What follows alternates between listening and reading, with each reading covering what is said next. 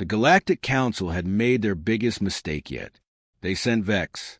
Captain Zara Chen stood at the observation deck of her mining station, watching another shipment of rare minerals disappear into the void. The irony wasn't lost on her. Here she was, supposedly the most dangerous human in known space, according to Council propaganda, and she spent her days mining rocks. "Captain, we've got incoming," her second-in-command, Jake Morrison, called from the bridge.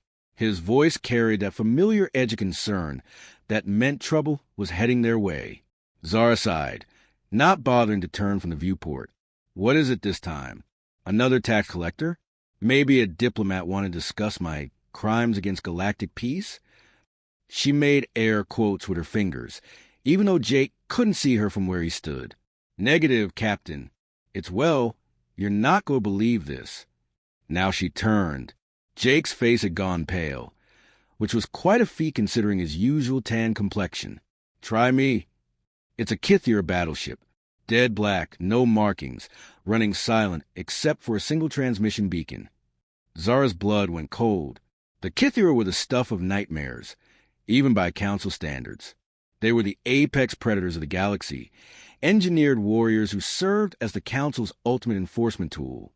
When diplomacy failed, when threats didn't work, when even their regular military couldn't handle the situation, they sent the Kythera. "What's the transmission saying?" she asked, though she already knew the answer would make her day significantly worse. Single word, repeating on all frequencies. "Vex." And there it was, the name that made entire star systems surrender without firing a shot. Vex wasn't just any Kythera warrior.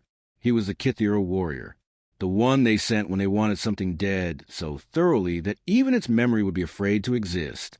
"How long until he reaches us?" Zara asked, already moving toward the bridge. 18 hours, maybe less if he's pushing that ship hard.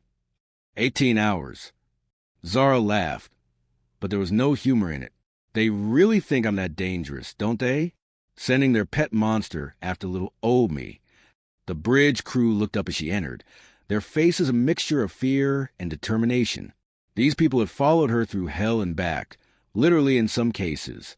They'd stood with her when she refused the Council's demands to hand over her research. They'd fought beside her when the Council had branded her a terrorist for protecting human colonies from their expansion policies.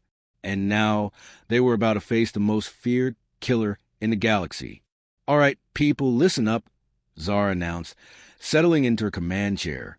"We've got company coming. The kind of company that makes black holes look friendly. But before anyone starts writing their last will and testament, remember who we are. Remember what we've survived." Chief Engineer Rosa Valdez spoke up from her station. "Captain, with respect, this is Vex we're talking about. The stories are just stories, Rosa. He bleaches his armor white with the bones of his enemies. He can kill a man with a whisper. He once destroyed an entire fleet by looking at it funny. I've probably heard them all." Zara leaned forward. "But you know what? I bet he hasn't heard the stories they tell about me." That got a few chuckles from the crew. It was true. Humans had developed quite a reputation in the short time since they joined the galactic community. The Council had learned the hard way that humanity's idea of peaceful exploration included blowing up anyone who threatened their people. "Jake, I want all non-essential personnel evacuated to the emergency pods. Send them to the backup facility on Kepler 7. If this goes sideways, at least they'll live to tell people we went down fighting." "Captain, we're not leaving you to face this alone," Jake protested. "That's an order, Commander." "Besides," Zara grinned, and for a moment her crew saw why the Council was so afraid of her. "Someone needs to survive to tell the story of how a human mining engineer took down the galaxy's most feared assassin." The next 17 hours passed in a blur of preparation. Zara had the station's defenses powered up, though she knew they'd be about as effective as throwing pebbles at a supernova. She reviewed everything she knew about Kythera physiology, combat tactics, and psychology. Most importantly, she tried to figure out why they'd sent Vex specifically. The answer came to her as she sat in her quarters, staring at the holographic display of her research data. The quantum resonance field generator. Her life's work. The project that had started this whole mess with the Council. They didn't just want her dead. They wanted her research, and they wanted to make sure she could never recreate it. Vex wasn't just here to kill her. He was here to extract everything she knew before he did it. That changed things. That changed everything. When the Kythera battleship finally arrived, it did so without fanfare. No dramatic entrance, no intimidating maneuvers. It simply appeared on their sensors, already within weapons range, as if it had materialized from the void itself. Incoming transmission, Communications Officer Lisa Park announced, her voice steady despite the circumstances. Put it through. The main screen flickered to life, and Zara got her first look at the creature that had been sent to kill her.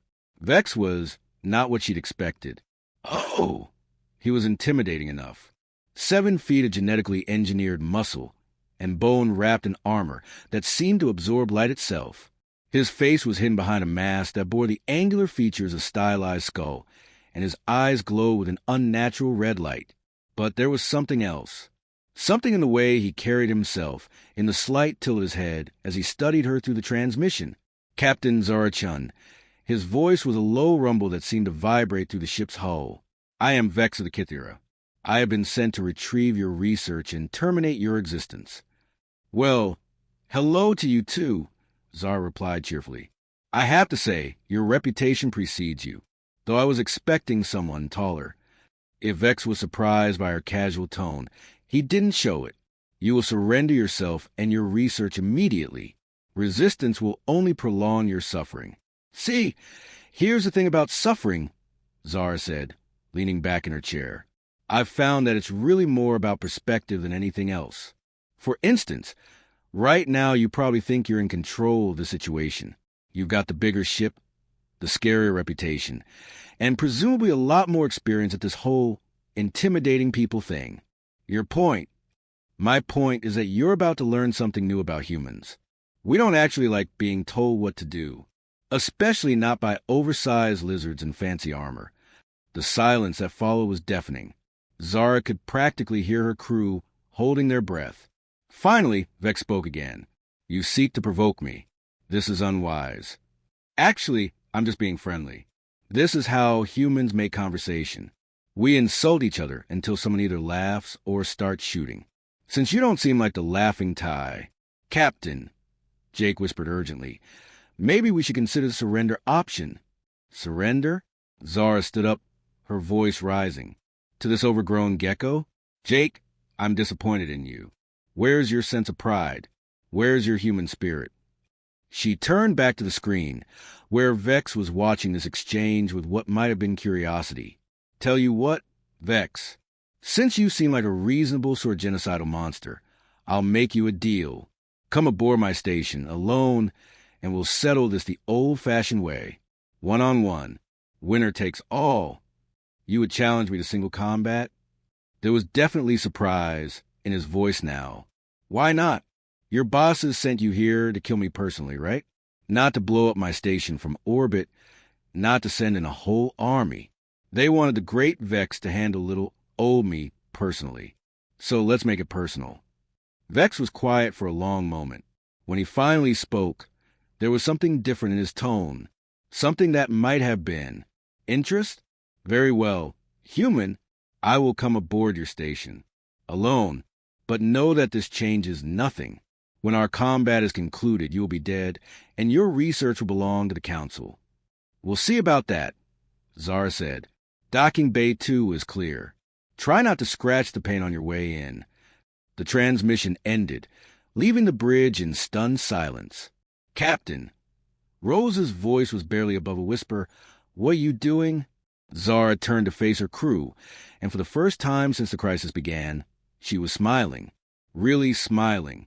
Something that's probably going to get me killed, she admitted.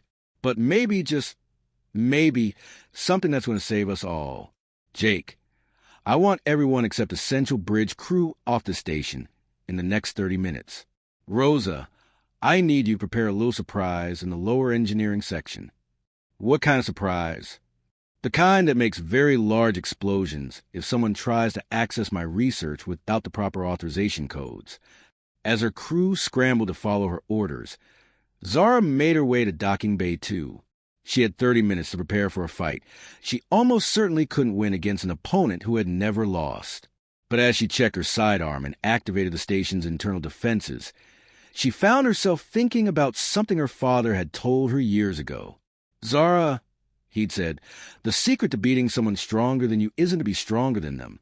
It's to be more stubborn." Well, she thought as she heard the distinctive sound of a Kithierish ship docking with her station. If there was one thing humans excelled at, it was being stubborn. The docking bay door slid open with a hiss of equalizing atmosphere, and Vex stepped onto her station. Up close, he was even more intimidating than he'd appeared on the screen. The Kithiera moved with the fluid grace of a natural predator, each step calculated and purposeful. "You came alone," Zara observed. "I'm impressed. Most people in your position would have brought backup. I do not require backup to eliminate a single human." "Fair enough. So, how do you want to do this? Pistols at dawn? Swords?" Harsh language. Vex drew a weapon from his side, a curved blade that seemed to drink in the light around it. "I prefer more direct methods." "Of course you do." Zara drew her own weapon, a simple plasma pistol that looked pathetically small compared to the sword. "Just out of curiosity, what's your personal record? How many people have you killed?" "I did not keep count of insects." "Insects?" Zara laughed. "Oh, that's rich. You know what we humans call creatures that only know how to kill." "What?" "Extinct. Hashtag they sent their apex predator to kill her. Now it sleeps peacefully by her side." The blade whistled through the air where Zara's head had been a split second before. She rolled behind a cargo container, her heart hammering against her ribs like it was trying to escape. "You are quick for a human," Vex called out, his voice echoing through the docking bay. "But speed will not save you." "Maybe not," Zara replied, popping up to fire 3 quick shots at his position. "But it's certainly making this more interesting than I expected." Her plasma bolt struck his armor and dissipated harmlessly. Of course, nothing was ever easy. Vex moved around container with fluid grace, and Zara barely managed to dodge another swing of that terrifying blade. She noticed something, though. His movements, while precise and deadly, seemed almost mechanical, like he was following a predetermined pattern. "Tell me something, Vex," she said, backing toward the maintenance tunnel she'd mentally mapped out earlier. "Do you ever get tired of being the Council's attack dog?" "I serve the greater good of the galaxy." "The greater good?" Zara laughed, ducking under another swing. "Is that what they call genocide these days? Very progressive of them." For just a moment, Vex hesitated. It was barely perceptible, but Zara caught it. The great killing machine had paused. "You know nothing of what I have seen," he said, advancing on her again. "The chaos that follows when species are left to their own devices. The wars, the suffering, the destruction. So you decided to create peace through superior firepower? How very human of you." "I am nothing like you." "Are you sure about that?" Zara fired another shot, not at him but at the control panel behind him. The lights flickered and died, plunging the docking bay into emergency illumination. "Because from where I'm standing, you look like someone who's been told what to think for so long. You've forgotten how to think for yourself." In the red glow of the emergency lights, Vex looked even more menacing. But there was something else now, something in his posture that suggested her words were hitting their mark. "The Council created me to serve," he said. "It is my purpose." "Purpose?" Zara had reached the maintenance tunnel now. "Let me tell you something about purpose. Big guy. I spent my whole life believing my purpose was to be a good little scientist, to follow orders, to never rock the boat. You know what I discovered?" "What?" "Purpose isn't something someone else gives you. It's something you choose for yourself." She dove into the maintenance tunnel just as his blade sparked against the metal where her head had been. The narrow space was barely wide enough for her to crawl through, which meant Vex would have to find another way around. That bought her maybe 3 minutes. 3 minutes to implement the craziest plan she'd ever conceived. Zara emerged from the tunnel in the station's central hub, where all the major systems converged. Her quantum resonance field generator hummed quietly in its housing, surrounded by enough computing power to run a small planet. This was her life's work, the research the Council wanted so badly. It was also her trump card. Computer, activate Protocol 7, she commanded. Protocol 7 requires authorization from 2 senior officers. The AI responded in its maddeningly calm voice. Override authorization. Chin Alpha 77. Emergency conditions. Authorization accepted. Protocol 7 is now active. Warning. Unauthorized access to research files will result in immediate station detonation. Perfect. Now, if Vex tried to steal her research after killing her, he'd get a very unpleasant surprise. Heavy footsteps echoed through the corridor. Vex had found another route. Clever Captain Chen. His voice carried through the station's intercom system, but ultimately futile. I will extract the information I need from your computer systems after your death. Good luck with that, Zara called back. I hope you're not too attached to existing in a corporeal form. Vex appeared at the entrance to the central hub, and for the first time since their confrontation began, he looked uncertain. His red eyes swept over the quantum generator, the computer banks, the maze of cables and conduits that kept the station running. What have you done? Insurance policy. You kill me, the station goes boom. Big boom. The kind that leaves a crater where a moon used to be. Zara kept her weapon trained on him, though they both knew it was essentially useless. Your employers get nothing, and you get to explain to the council why their pet project just became cosmic dust. You would destroy your own research in a heartbeat. You see, that's the difference between us. Vex, you were created to serve someone else's agenda. I choose to serve my own. They stood there in the humming silence of the central hub, predator and prey locked in a standoff that neither could win. Finally, Vex lowered his weapon. You are not what the council described. Let me guess. They told you I was a terrorist, a threat to galactic peace, a mad scientist who needed to be stopped at all costs. Among other things. And what do you see now? Vex studied her for a long moment. I see someone who is willing to die for her principles. Someone who refuses to surrender even when faced with certain death. Someone who... He paused, as if the word were difficult to say. Someone who reminds me of who I used to be. Used to be? Before the modifications. Before the conditioning. Before I became what I am now. His voice carried a weight of centuries, of lives taken, and orders followed without question. I was not always Vex the Destroyer. Once, I was simply Vex. Zara felt something shift in the air between them. The deadly tension was still there, but underneath it was something else. Something that might have been hope. What happened to you? The same thing that happens to all Kithira.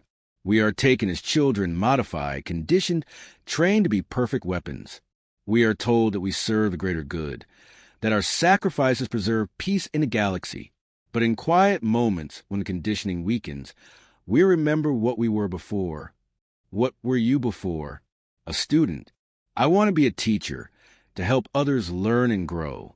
But I was selected for the program, and teachers do not make good weapons. The irony was not lost on Zara. Here was the galaxy's most feared killer, and underneath all that conditioning and modification was someone who wanted to educate rather than eliminate. You could choose differently now, she said quietly. You don't have to be their weapon anymore. The conditioning runs deep. Even now, part of me wants to complete my mission, to kill you and take your research. It would be easier. Easy isn't always right. No, Vex agreed. It is not. He holstered his weapon and removed his helmet, revealing a face that was more human than Zara had expected. Scarred and augmented, yes, but still recognizably the face of someone who had once dreamed of something other than death. What would you have me do, Captain Chen? I cannot return to the council empty-handed. They would send others, and those others would not hesitate to destroy this entire system to complete the mission. Then we don't give them a chance. What do you mean? Zara smiled, and it was a smile of someone who had just solved a particularly challenging equation. I mean, we fake my death and steal your ship. That is... Vex considered this. Actually quite clever, but the council will expect proof of your demise. Leave that to me. I've got enough explosive charges down in engineering to make it look like the station suffered a catastrophic containment failure. We'll make it very dramatic, very final. The kind of explosion that doesn't leave enough evidence to question. And then we disappear. Find somewhere the Council's influence doesn't reach. Start over. You would trust me? After everything I have done? Everyone deserves a second chance, Vex. Even galaxy-spanning killing machines. Zara extended her hand. Besides, I could use someone with your particular skill set. The universe is a dangerous place for former terrorists and reformed assassins. Vex stared at her outstretched hand for a long moment. Then, slowly, he reached out and grasped it. His grip was surprisingly gentle for someone who could crush steel with his bare hands. Very well, Captain Chen. But I should warn you, the Council's reach is longer than you might think.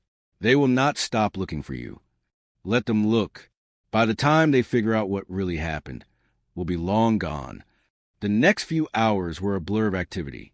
Zara transferred her essential research to portable storage devices, while Vex prepared his ship for departure. They worked with the efficiency of a team that had been together for years, rather than hours. You know, Zara said as she finished rigging the station's reactor for controlled overload, I never thought I'd be planning my own death with the help of the person who was sent to kill me. Life has a strange sense of humor, Vex agreed. Though I should mention, there is one complication we have not discussed. What's that? The Council implanted a tracking device in my neural cortex. If I do not report in within 72 hours, they will activate it and follow the signal directly to me. Zara paused in her work. That's a pretty significant complication. Can it be removed?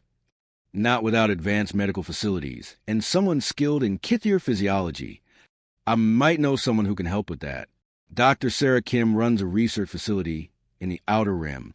She's brilliant, discreet, and she owes me a favor. You would do this for me? Even knowing the risks? Vex, if we're going to be partners in this whole running from the galactic government thing, I need you at full capacity. Besides, she grinned, I've always wanted to study Kithier neurology. 20 minutes later, they stood in the bridge of Vex's ship, watching Zara's mining station grow smaller in the distance. The charges would detonate in exactly 7 minutes, creating a spectacular light show that would convince any observers that Captain Zara Chen had died in a catastrophic accident. So, Zara said, settling into the co-pilot's chair, what do we do now? Now we run. We hide. We hope the Council believes their deception and stops looking for us. Vex's hands moved over the ship's controls with practiced ease.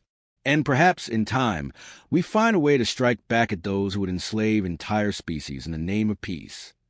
I like the sound of that. Zara watched the stars stretching the lines as they jumped to hyperspace. You know, I think this is the beginning of a beautiful friendship. Indeed, though I should warn you, I am not accustomed to having partners.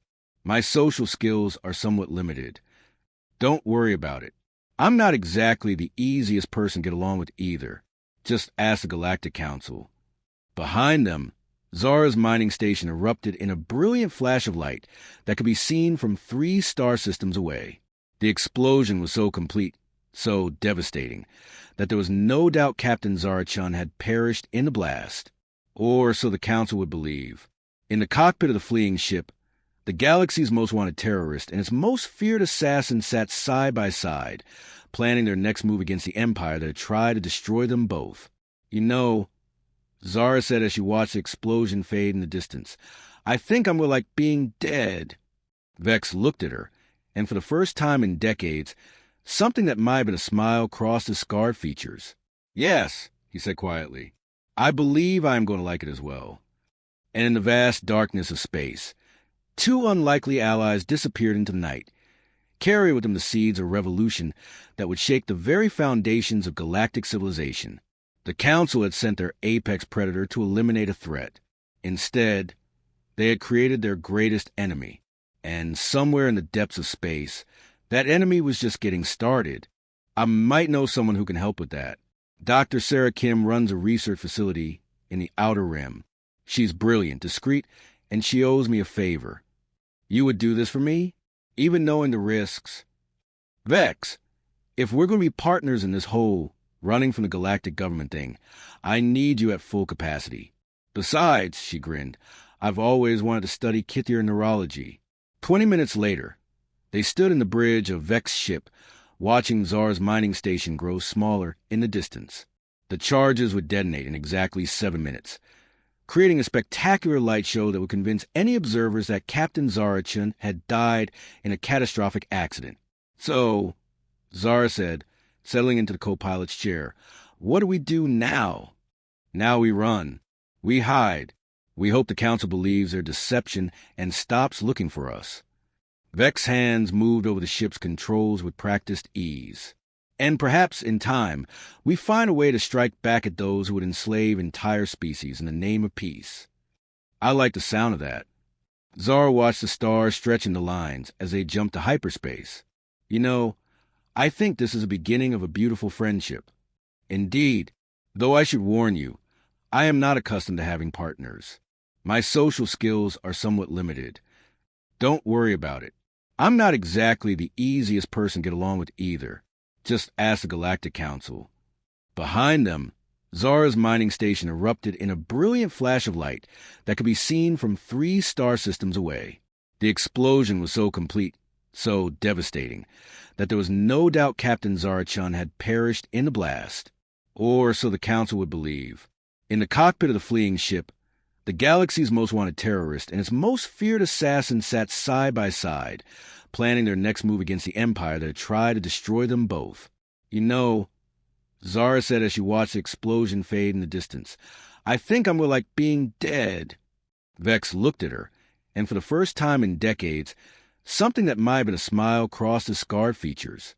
"Yes," he said quietly, "I believe I am going to like it as well." And in the vast darkness of space, 2 unlikely allies disappeared into the night, carrying with them the seeds of revolution that would shake the very foundations of galactic civilization. The Council had sent their apex predator to eliminate a threat. Instead, they had created their greatest enemy. And somewhere in the depths of space, that enemy was just getting started.